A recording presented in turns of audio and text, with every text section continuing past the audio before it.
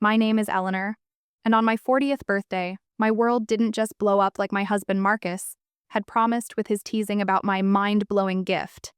It imploded, taking him with it. That morning, I woke to an eerie silence. The house, usually bustling with our kids, Sophie and Liam, was empty. No note. By noon, the truth hit me via Instagram. Marcus and the kids at a luxury resort in Dubai. Sophie's caption? Daddy's treating us since mom's boring. Anyway, I didn't react, not outwardly. But 2 hours later, my WhatsApp was a desperate symphony of Marcus's pleas. I just stared at my phone. 127 missed calls. None had broken through. I'd hit do not disturb the second I saw that cruel post. My thumb hovered over the WhatsApp notification showing dozens of unread messages, all from him. The most recent one caught my eye. Please, Eleanor, answer the phone, I'm begging you. A small, cold smile touched my lips. The begging had started. Exactly 37 minutes after I'd sent the security footage to Arthur Vance, his boss. 37 minutes. That's all it took for Marcus's carefully constructed life to shatter, for his corporate email access to be revoked, for his career to go up in flames. My 40th birthday gift to myself? Justice. But let me take you back, just 7 hours earlier, to how this all began. For a week, Marcus had been teasing me about my birthday. Your gift will blow your mind, he'd whisper, kissing my cheek each morning before leaving for work. Last night, he'd been especially affectionate, bringing home my favorite takeout, opening a bottle of wine, and telling the kids to let me sleep in for my big day. I'd lain awake long after Marcus started snoring, my mind replaying our 17 years together. College sweethearts we'd built a life. His steady climb through the corporate ranks at Sterling and Ross Investment Group. My own decision to hit pause on my legal career when Sophie was born. The beautiful Atlanta suburb home we'd saved for. Family vacations at the beach every summer. I touched the delicate necklace he'd given me for our anniversary last month, wondering if my milestone birthday gift would be similarly thoughtful. The house was eerily quiet when I finally woke up. No sounds of Liam playing video games too loudly. No Sophie's music thumping through the walls. No smell of Marcus's coffee or the special birthday breakfast he promised. Marcus? I called out, my voice bouncing off the walls of our master bedroom. His side of the bed was cold. He'd been gone for hours. I slipped on my robe and padded down the hallway. Sophie? Liam? I pushed open their bedroom doors to find perfectly made beds, unusual for my teenagers, and conspicuously empty closets. My heart rate quickened as I hurried downstairs, calling their names with increasing urgency. The kitchen was immaculate, untouched. I opened the refrigerator and found the ingredients Marcus had purchased yesterday. Fresh strawberries, cream, cheese, the special bio bread I loved, still in their packaging. My birthday breakfast, never made.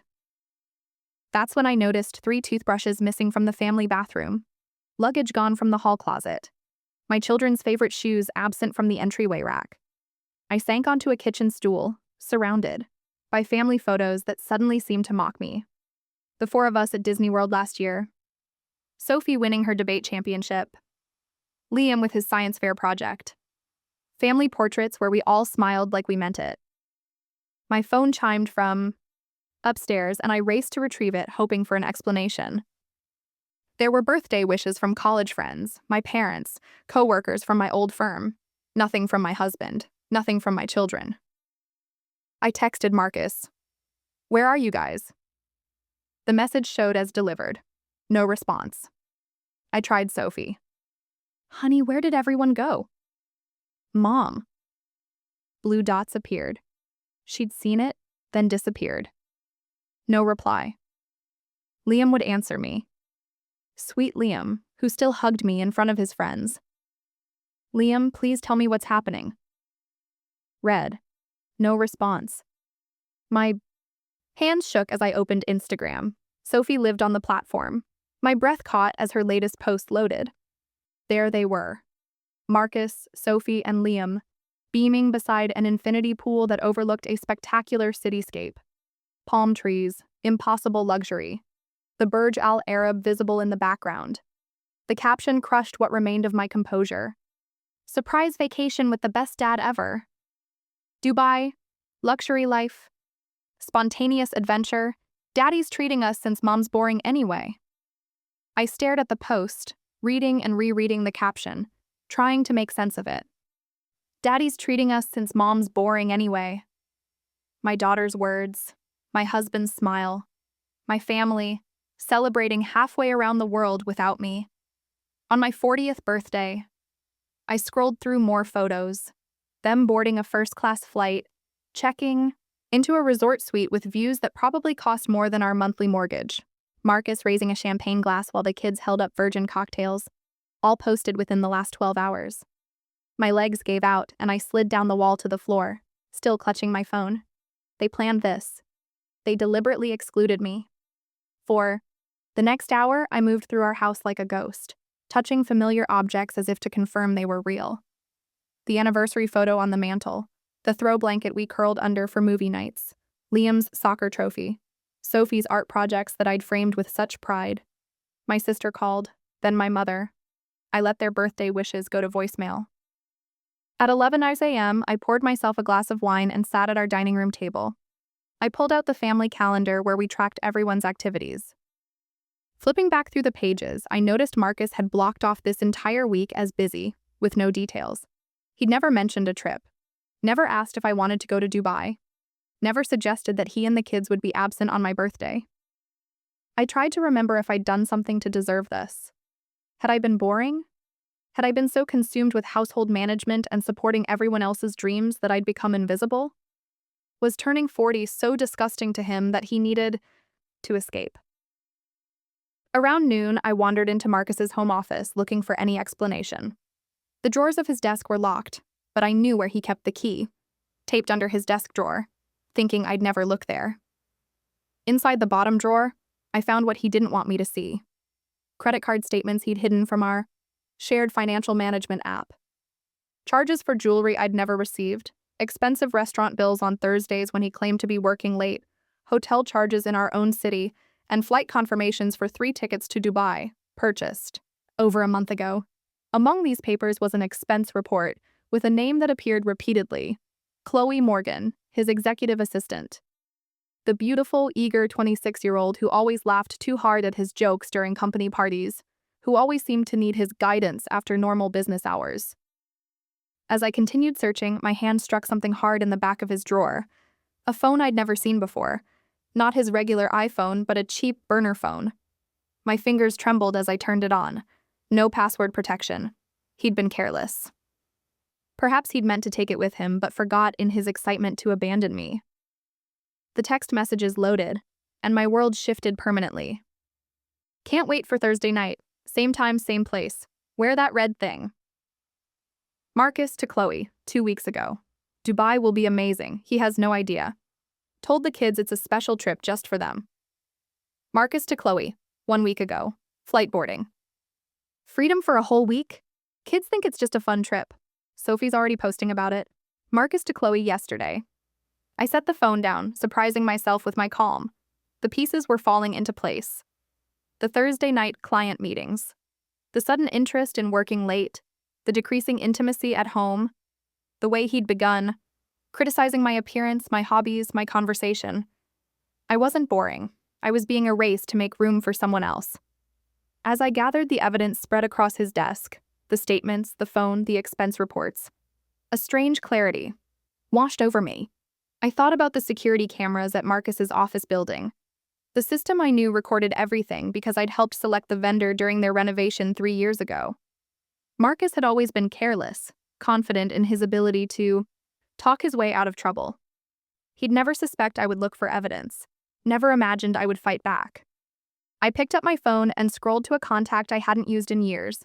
Daniel Shaw, head of security at Sterling & Ross, the man who owed me a favor after I'd helped his daughter Amber get an internship at my old law firm. It was time to discover exactly what happened every Thursday night in Marcus's corner office. My fingers hovered over Daniel Shaw's contact information. Was I really considering this? In 17 years of marriage, I'd never spied on Marcus, never questioned his whereabouts, never doubted his fidelity. Trust had been our foundation.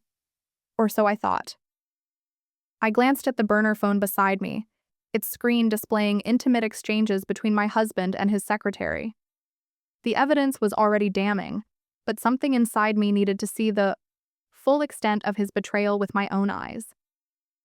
3 years ago, Sterling and Ross had undergone a major security upgrade after a competitor attempted corporate espionage.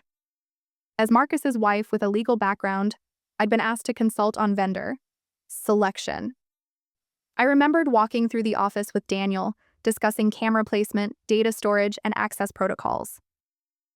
He'd been particularly proud of the system's 2-year storage capacity. Better than the industry standard, he boasted. I'd never imagined that feature would someday serve as my lifeline. I rummaged through my desk drawer where I kept business cards, finding Daniel's buried beneath newer contacts. Taking a deep breath, I pressed the call button before I could reconsider. Daniel Shaw, he answered on the third ring. Daniel, it's Eleanor Sterling, Marcus's wife. I corrected myself. Eleanor Hayes, my maiden name. Eleanor, long time no hear, how are you doing? Happy birthday, if I'm not mistaken. His casual mention of my birthday tightened the knot in my stomach. Thank you for remembering. Listen, I need a favor, and it's somewhat unusual. I heard hesitation in his silence. I'm listening. I'm putting together a surprise anniversary video for Marcus. I lied, my voice steadier than I expected. I wanted to include some clips of him at work, the dedication that's made him successful. Would it be possible to access some security footage from his office? Another pause. That's not exactly standard procedure, Eleanor. I understand. I wouldn't ask if it wasn't important. I infused warmth into my voice. Remember when I helped Amber get that internship at Bryant and Lee? She's thriving there now, isn't she? She is, Daniel admitted. Made junior associate last month. I'm so glad. We all need a little help sometimes, don't we? I let the implication hang between us. He sighed. Which dates were you thinking? Thursday evenings, actually. For the past month. I kept my tone conversational. Those late nights really show his commitment. Thursday evenings? He repeated, his tone shifting slightly. Did he know something? I can probably help with that. The system allows for secure temporary links that expire after 24 hours. Would that work? Perfect, I replied, relief washing through me. And Daniel, I'd appreciate your discretion. I want this to be a complete surprise. After finalizing details, I hung up and returned to the family calendar. The pattern was unmistakable now that I was looking for it. Every Thursday night for the past 6 months. Client dinner, late meeting, strategy session. Always vague, always on Thursdays. My mind drifted to Chloe's hiring process, 8 months ago. Marcus had insisted on personally handling the interviews for his new executive assistant. The HR director had preferred an older candidate with more experience, but Marcus had overruled her, citing Chloe's fresh perspective and eagerness to learn. I remembered meeting her at the holiday party, tall, blonde, laughing too enthusiastically at Marcus's jokes while eyeing his wedding ring. I thought about how Marcus's Thursday routines had changed subtly. The expensive cologne he normally saved for client meetings, the dress shirts that suddenly needed to be perfectly pressed. The later returns home, always with the faint scent of alcohol and excuses about networking. And his comments about me had shifted too. Small criticisms about my comfortable clothes, suggestions that I should color my graying hair, questions about when I might get back in shape. Each remark delivered with a smile but landing like tiny daggers, all while Chloe received jewelry I never saw and dinners I never enjoyed. My laptop chimed with an email notification from Daniel. A secure link and temporary password had arrived. Sooner than expected. I poured another glass of wine and closed the blinds in my home office, creating a cocoon of privacy before clicking the link. The security system interface was intuitive, with a calendar and floor plan allowing me to select specific dates, times, and cameras. I chose last Thursday, 7 p.m., and the camera outside Marcus's office. The footage appeared instantly. I watched as most employees filed out for the evening. The timestamp showed 7:43 p.m. when Chloe returned from the break room, carrying 2 glasses of wine. She entered Marcus's office without knocking. I switched to the interior camera.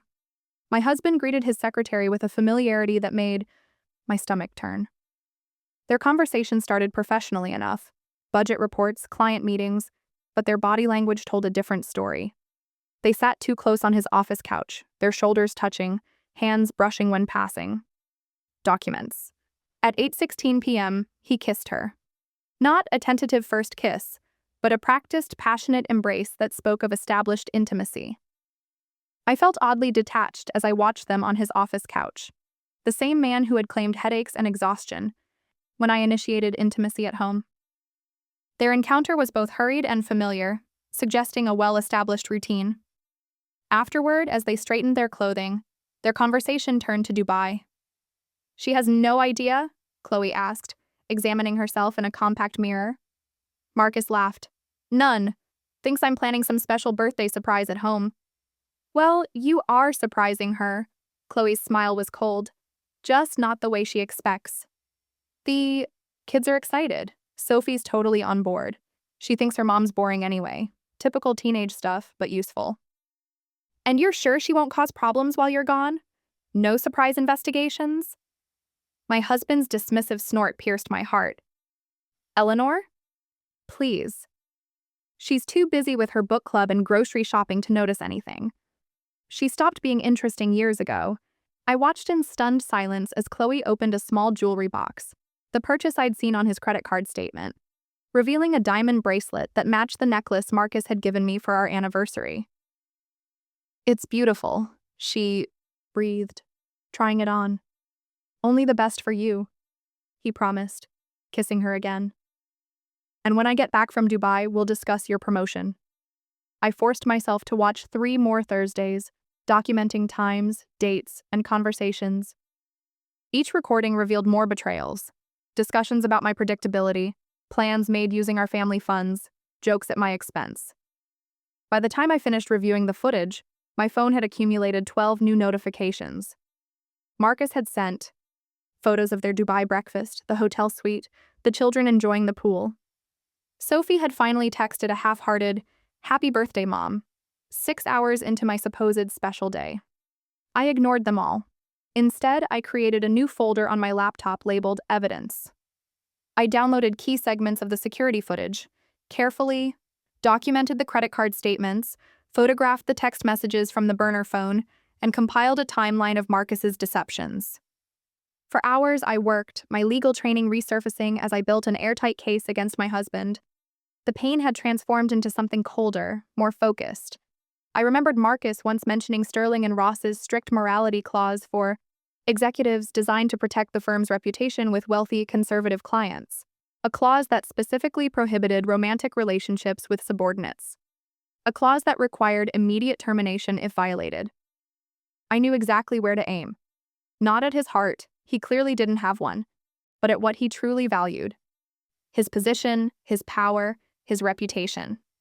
By sunset on my 40th birthday, abandoned by my family but armed with irrefutable evidence, I had formulated my response. I would not cry. I would not beg. I would not create a scene. I would simply show Arthur Vance, the managing partner at Sterling and Ross, exactly what kind of man he had made partner. And then I would wait for my phone to ring. I slept surprisingly well that night. The house's emptiness, once devastating, now felt like a sanctuary where I could execute my plan without interruption. I woke before my alarm at 5:30 a.m., oddly energized despite everything. The morning sun filtered through my office blinds as I reviewed Sterling and Ross's employee handbook, the one Marcus had carelessly left in his desk drawer years ago. Page 42, Section 8.3. Executive Conduct and Morality Clause. I'd highlighted the relevant passages. Executives shall not engage in romantic or sexual relationships with direct subordinates. Violation constitutes grounds for immediate termination. Misuse of company resources for personal affairs represents serious misconduct.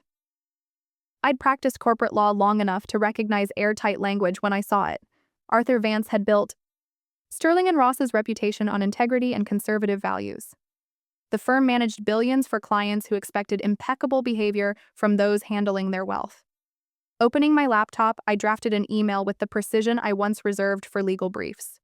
No emotional language, no accusations of personal name. Betrayal, just facts, evidence, and direct references to company policy. 2. Arthur.vanceesterlingross.com, Board of Directors, Esterling-Ross. Com subject: urgent ethics violation, executive suite misconduct, Mr. Vance and board members, it is with profound regret that I must bring to your attention serious violations of company policy by partner Marcus Hayes. The attached evidence documents: an ongoing inappropriate relationship with executive assistant Chloe Morgan, misuse of company premises for personal activities during business hours, improper allocation of company funds for personal gifts and expenses. All violations directly contravene Section 8.3 of the Executive Conduct Policy. I've included time-stamped security footage, expense reports, and documentation of company resources used to facilitate these activities. As someone who has always respected Sterling and Ross's commitment to ethical conduct, I felt obligated to bring these matters to your attention. Respectfully, Eleanor Hayes, JD. I attached the most damning footage, carefully edited to include only the workplace misconduct and explicit discussions of misusing company funds. I added expense reports Marcus had left in his desk, highlighting charges for jewelry, dinners, and hotel rooms billed as client entertainment. My finger hovered over the send button, but I waited. Timing was crucial. The weekly executive meeting began at 9:15 a.m. every Tuesday, a meeting where all partners and board members gathered to discuss sensitive issues, away from staff. Marcus had complained about these meetings for years, calling them old school, because Arthur insisted everyone silence their phones and give full attention to the matters at hand. I installed an email tracking extension that would notify me when the message was opened. Then I made a pot of coffee and watched the clock. At precisely 9:15 a.m., as the meeting would be called to order, I clicked send. The notification appeared instantly. Email delivered successfully. By 9:23 a.m., the first red receipt arrived, then another, then 5 more in rapid succession. At 9:27 a.m., my phone buzzed with a text from Daniel. "What did you do? Security just got called to the executive floor." I didn't respond. Instead, I watched my tracking software show multiple opens, forwards, and downloads of the attachments.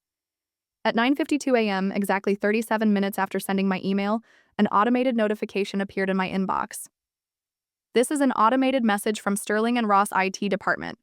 User, marcus.hayes@esterlingross.com. Status, access terminated, effective immediate, authorization, executive level. My phone vibrated with an app notification from our home security system. I'd installed it years ago so we could monitor the house while traveling. The app also synchronized with Marcus's office security badge, allowing me to track his comings and goings, a feature he'd forgotten about. The notification read, "Office access, executive floor, security override." They were escorting him out. At 10:06 a.m., a brief email arrived from Arthur Vance himself.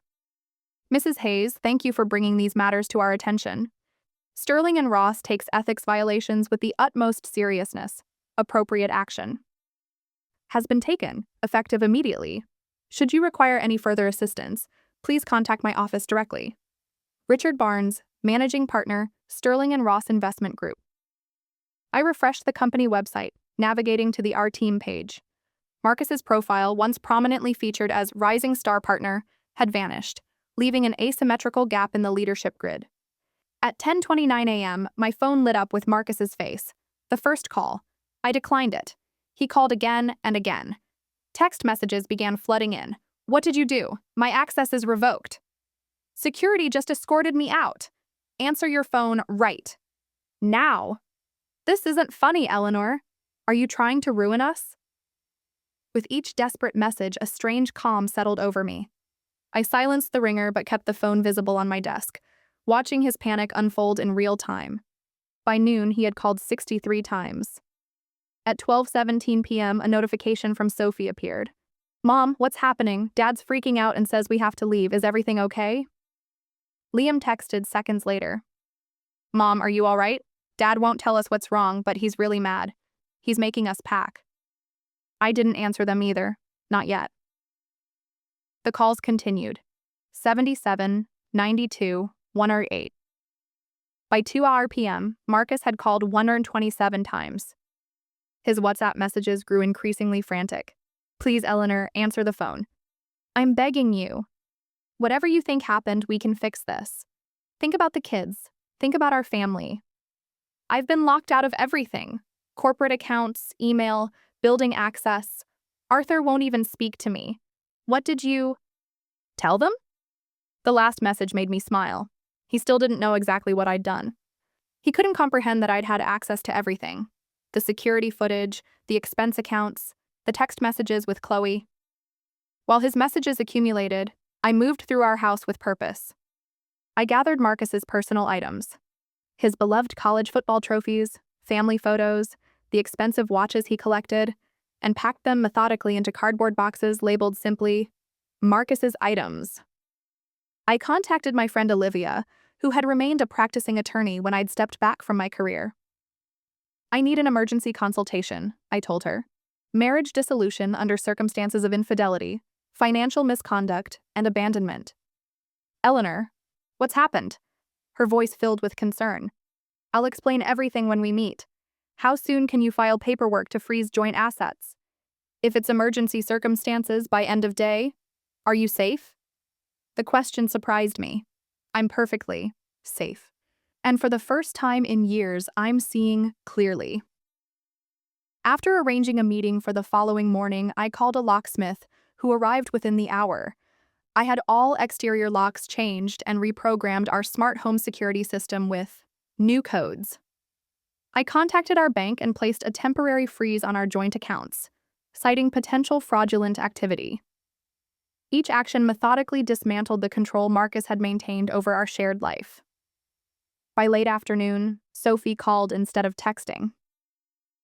I watched my daughter's name flash on the screen but didn't answer. They had chosen their side that morning. They could wait in uncertainty a little longer. As sunset painted my empty house, in golden hues, I sat in what had been our shared bedroom and felt something unexpected. Power. Not just anger or vengeance, but genuine power. For 17 years, I'd shaped myself around Marcus's needs, desires, and ambitions. I'd set aside my career, managed his home, raised his children, maintained his social calendar, and believed his lies. But now, as his desperate messages continued, to light up my phone, I held all the control. Each frantic call confirmed my new reality. Each pleading text reinforced the shift in our dynamic.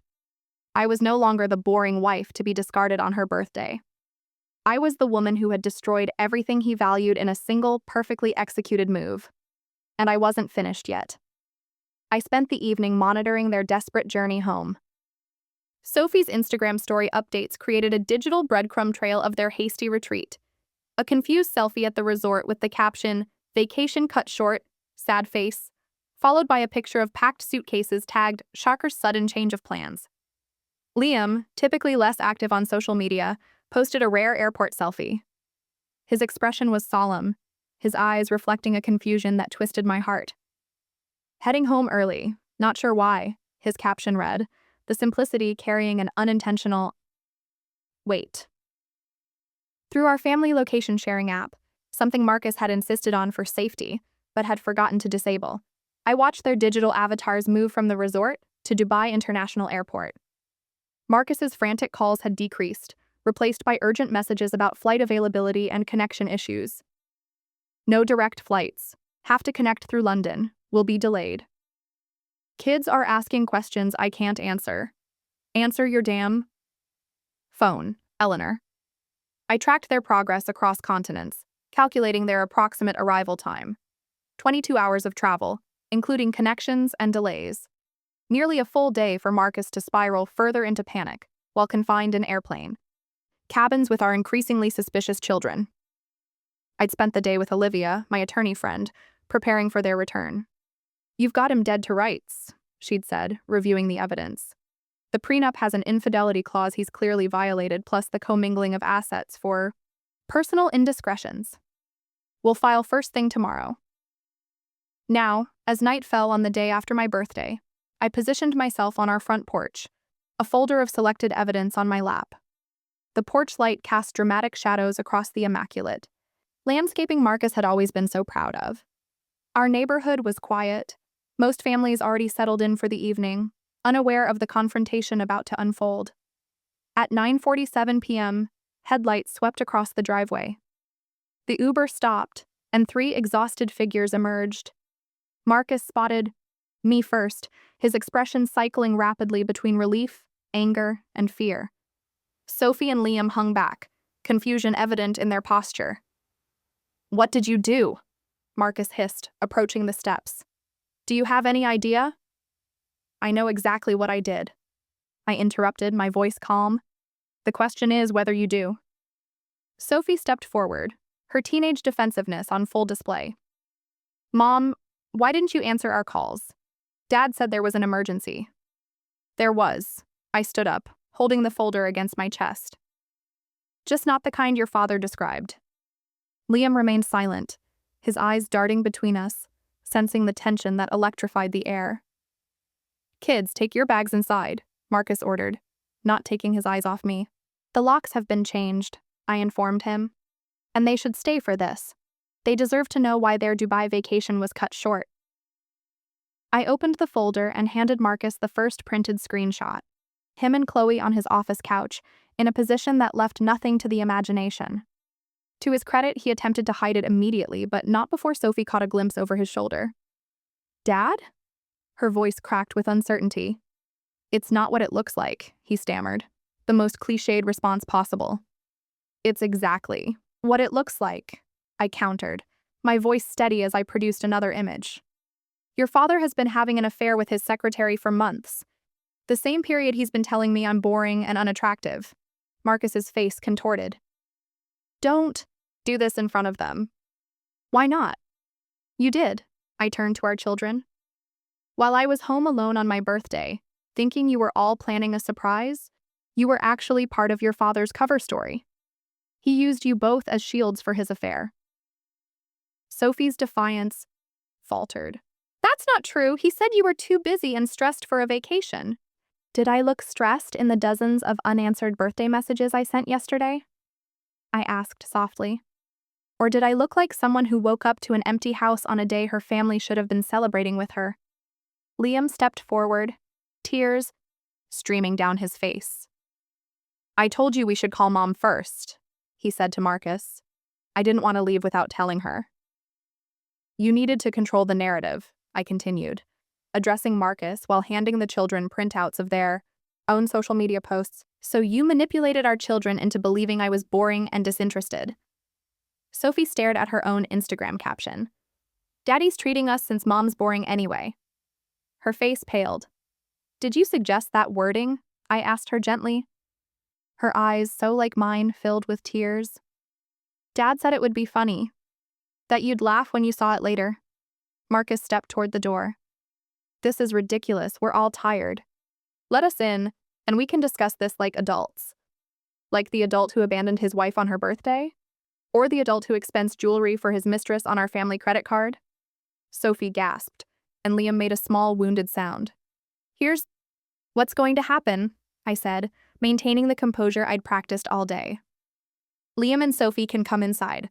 Their rooms are exactly as they left them. You, Marcus, can find somewhere else to stay. Your personal items are boxed in the site." "Garage, you can't just lock me out of my own house?" "The house that's in my name, the one I inherited from my grandmother and renovated with my trust fund." "That house?" I smiled without warmth. "I think I can." Liam moved first, slipping past me through the door I unlocked with my new key. Sophie hesitated, torn between the parents she'd always seen as a united front. "It's okay, Soph," I said softly. "This isn't your fault. None of it is." "Dad?" she pleaded, looking back at him. Marcus's face hardened into something ugly. "Your mother has clearly lost her mind. She's trying to destroy our family because she's jealous and vindictive." The accusation hung in the air for a moment before I responded.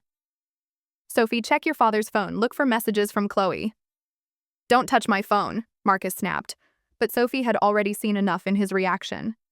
She walked past me into the house, her shoulders shaking with silent sobs. Left alone, Marcus's facade finally crumbled. "You've destroyed everything," he whispered. "My career, my reputation." "You did that yourself," I corrected him. "Every Thursday night for 6 months. Every lie you told our children. Every time you charged another hotel room to our family account. The following days unfolded with a strange mixture of chaos and clarity. Marcus's professional destruction was swift and comprehensive. Arthur Vance personally called to inform me that several major clients had requested transfers to different partners upon learning of Marcus's departure. The investment community is small, Arthur explained. Word travels fast. Chloe quietly accepted a settlement and resignation agreement, vanishing from Marcus's life as quickly as she'd entered it.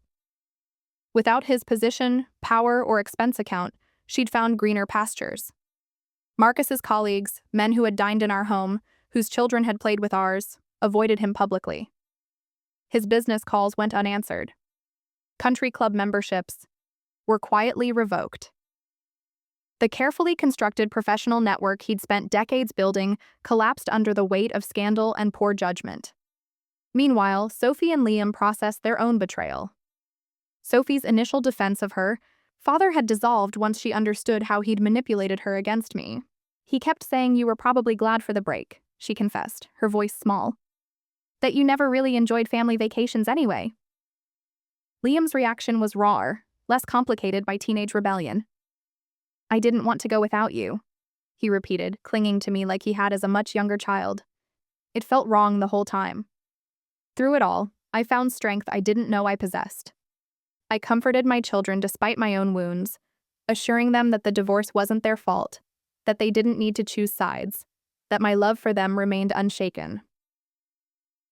1 week after my birthday, Olivia and I met Marcus and his hastily obtained lawyer at her office. She presented him with divorce papers, along with a detailed accounting of his misconduct. The prenuptial agreement Mrs. Hayes signed includes clear provisions regarding infidelity, Olivia explained clinically. Section 3.2 specifically voids the community property provisions if either party engages in extramarital affairs. Marcus's lawyer flipped through the document with growing concern. Additionally, Olivia continued, we've documented extensive misuse of family funds for personal indiscretions, including but not limited to jewelry, hotel rooms, and the recent Dubai trip. She slid across a spreadsheet detailing every questionable charge, each one meticulously categorized and dated. We have 3 witnesses prepared to testify regarding Mr. Hayes's character and conduct should this proceed to court. Olivia's tone made it clear this wasn't a path he wanted to take. However, Mrs. Hayes is prepared to offer a reasonable settlement. The terms were straightforward. I would keep the house and primary custody of the children. Marcus would retain his personal investments and certain assets acquired before our marriage. He would provide reasonable child support but no alimony. I didn't want or need his money. Most importantly, the settlement included a confidentiality agreement. In exchange for a quick, uncontested divorce, I wouldn't publicly share the details of his misconduct beyond what was already known. You're being surprisingly generous, his lawyer noted with confusion. I'm being practical, I corrected him. I want this chapter of my life closed quickly, so my children and I can move forward. As Marcus signed the papers, his hand trembling slightly, I realized the final truth of our marriage. Even in its destruction, he had never truly seen me. He had underestimated my intelligence, my resilience, and my capacity for calculated justice. It was the last mistake he would make at my expense. I didn't expect healing to begin with silence, but that's exactly how it started. 2 weeks after signing the divorce papers, I sat in Dr. Isabel Reed's softly lit office, unable to speak. The words were there, 17 years of them, but they remained trapped behind a lifetime of accommodating everyone else's needs before my own. Take your time, she said, her voice gentle but firm. This space is yours. Those 4 words unlocked something profound. My space, my time, my healing. Our weekly sessions became the foundation of my recovery. Dr. Reed helped me identify patterns I'd never recognized, how I'd gradually diminished myself to elevate Marcus, how I'd internalized his subtle criticisms until I believed I was indeed boring and unworthy. You built your identity around being his wife, she observed during our 3rd session. Now you get to discover who Eleanor really is. That journey began with small steps. I dug out the watercolor set I'd abandoned when Sophie was born. My first attempts were clumsy, but the joy of creating something solely for myself felt revolutionary. I joined a book club, not the one Marcus had mocked for being suburban and predictable, but one focused on women's journaling and self-discovery. Most significantly, I reconnected with friends who had gradually disappeared from my life. Lunch with my law school roommate revealed a painful truth. "We stopped inviting you because Marcus always had an excuse," she admitted over salads. "He'd say you were too tired or busy with the kids. Eventually, we thought you just weren't interested." Similar conversations with other friends revealed how methodically Marcus had isolated me under the guise of protection and family priorities. Each reconnection felt like reclaiming a piece of myself that had been systematically removed. My journal became a sanctuary where I processed anger that sometimes overwhelmed me in unexpected moments. "Today I found his old running shoes in the garage and threw them in the trash," I wrote one evening. "Then I felt guilty and retrieved them. Then I felt angry for feeling guilty and threw them out again." Progress isn't linear. The children's healing progressed alongside mine. Sophie, initially devastated by her unwitting role in Marcus's deception, withdrew into herself. Liam became clingy, afraid I might disappear if he didn't keep me in sight. Their mandatory visits with Marcus, now living in a downtown apartment, often ended with emotional aftershocks that reverberated through our home. I established new family traditions to replace ones tainted by betrayal. Our Friday movie nights, once curated by Marcus, who controlled the selections, transformed into a democratic process where everyone got equal votes. Sunday brunches, previously rushed affairs before Marcus's golf games, became leisurely gatherings where conversation flowed freely. Family counseling provided a neutral space for Sophie and Liam to express their complicated emotions.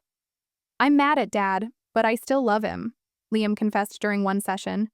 "Does that make me disloyal to Mom?" "Love isn't a finite resource," our counselor explained. "Loving your father doesn't diminish your love for your mother." Sophie's healing was more complex. Her teenage identity intertwined with her perception of our family. "You're different now," she observed one evening as we prepared dinner together, another new tradition. "You laugh more." "I'm remembering who I was," I told her, "and discovering who I can be." "I'm sorry about that Instagram caption," she whispered, her voice catching. "I would never have posted that if I'd known." I pulled her into an embrace. "I know, sweetheart. We were all manipulated in different ways." This new vulnerability between us, my willingness to share appropriate aspects of my own healing journey, strengthened our bond in ways I hadn't anticipated. My children began to see me as a whole person, not just their mother. And that perspective shift created space for authentic connection. 3 months after the divorce filing, Arthur Vance called with an unexpected proposition. "Sterling and Ross is establishing a new ethics compliance division," he explained. "Given your legal background and unique perspective on executive misconduct, we'd like to discuss a potential role." The irony wasn't lost on me. The firm that had once been the site of my deepest betrayal was now offering professional redemption. "I'm not interested in being a cautionary tale," I told him frankly. "That's exactly why you're perfect for this," Arthur countered. "You understand the human cost of ethical breaches, and frankly, several of our female executives specifically requested your involvement." After careful consideration and discussions with my therapist, I accepted an interview. Walking into Sterling and Ross's headquarters felt surreal but also empowering. I was no longer Marcus Hayes' wife, but Eleanor Hayes, JD, professional in my own right. The position they offered was tailor-made, flexible hours that accommodated my family responsibilities, challenging work that utilized my legal expertise, and the opportunity to develop policies that might prevent others from experiencing what I had endured. After completing refresher certifications in corporate compliance law, I stepped back into professional life with a confidence I hadn't felt in decades. 6 months after my ruined 40th birthday, I faced Marcus for the final divorce proceeding. The man who entered the conference room barely resembled the husband I'd known. His designer clothes hung loosely on his frame, gray had appeared at his temples, and the charming confidence that once defined him had vanished. "You look well," he offered, his tone suggesting surprise. "I am well," I replied simply. As our attorneys finalized the agreement, Marcus attempted one last manipulation. "I've been doing a lot of thinking," he began, his voice lowered for privacy. "We built a life together, Eleanor, 17 years. The kids need stability. Maybe we could consider counseling. A fresh start. I cut him off, gently but firmly. There's no going back, Marcus. Is this really what you want? His voice held a dangerous edge. To tear apart our family over one mistake? I met his gaze, directly. This is what you created. I'm simply moving forward. Before leaving, I placed a small velvet box on the table between us. Inside was the anniversary necklace he'd given me, the twin to Chloe's bracelet. This doesn't belong to me, I said quietly. It never did. I walked away without looking back, Olivia's heels clicking alongside mine as we exited the building. Outside, spring sunshine warmed my face. For the first time since my birthday, I felt something close to genuine peace. My 41st birthday arrived on a perfect April morning. No elaborate promises, no mysterious hints about mind-blowing gifts. Instead, Liam knocked on my bedroom door at a reasonable hour, proudly carrying slightly burned toast and fresh coffee. Sophie's decorating downstairs, he whispered conspiratorially. She made me promise not to tell you. Downstairs, my daughter had transformed our dining room with handmade paper flowers and a banner she'd clearly stayed up late creating. Mom's rebirth, it proclaimed in glittering letters. My parents arrived, bearing favorite childhood dishes. Friends came with thoughtful gifts that celebrated my rediscovered passions. Art supplies, books, hiking gear for the weekend trips I'd begun taking with a women's outdoor group. My sister brought photo albums from before I'd met Marcus, visual reminders of the vibrant, ambitious woman I'd once been and was becoming again. As Sophie carried out the cake she'd baked herself, chocolate with buttercream frosting, my favorite, rather than Marcus's preferred carrot cake we'd had for years, I felt tears welling. I'd like to make a toast, I said, raising my glass. To lessons learned the hard way, to resilience found in broken places, and to all of you who helped me remember that life's most valuable gift is authenticity. Later, as guests departed and my children cleared away plates, I stepped onto the back porch of the home that was truly mine now. The garden I'd planted in the weeks after the divorce was beginning to bloom, new growth emerging from freshly turned soil. Like me, I thought, watching the sunset paint the sky in brilliant colors. This wasn't the life I'd planned. The journey here had been painful beyond imagination. But standing in my garden, surrounded by people who valued me for exactly who I was, I realized that Marcus had accidentally kept his promise. After all, my 40th birthday gift had indeed blown my mind, just not in the way anyone expected. It had shattered the comfortable illusions I'd lived within and forced me to rebuild something authentic from the ruins. And that painful gift of truth had ultimately set me free. It's been a journey, and sharing it, well, it's part of moving forward. I often wonder if others have found strength in unexpected places too. If my story resonates with you, or if you've navigated your own difficult truths, I'd genuinely love to hear your thoughts in the comments. And if you want to follow more of my journey, or stories like this, feel free to like this video and subscribe to the channel. It truly means a lot.